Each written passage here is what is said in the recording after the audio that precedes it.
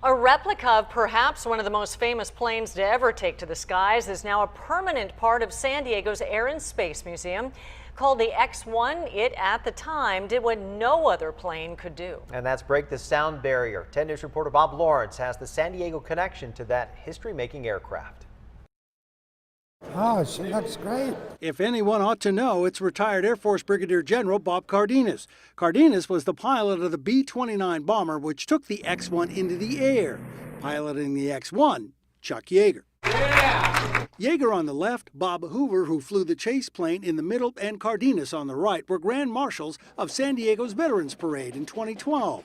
All were inducted into the museum's Hall of Fame, while in the basement, work began on the X-1 replica. This replica took 2 years to make. The original was built and delivered in 1945, and it was 2 years after that history was made. In October 1947, as Cardenas piloted the B-29, Yeager lowered himself into the X-1, and as depicted in the movie The Right Stuff, flew into history.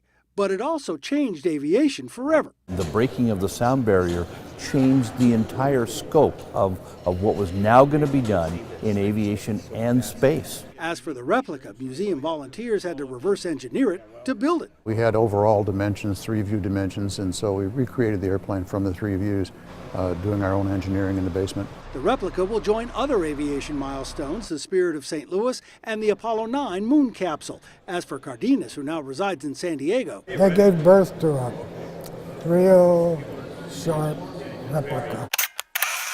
now a permanent museum member. Bob Lawrence, 10 News.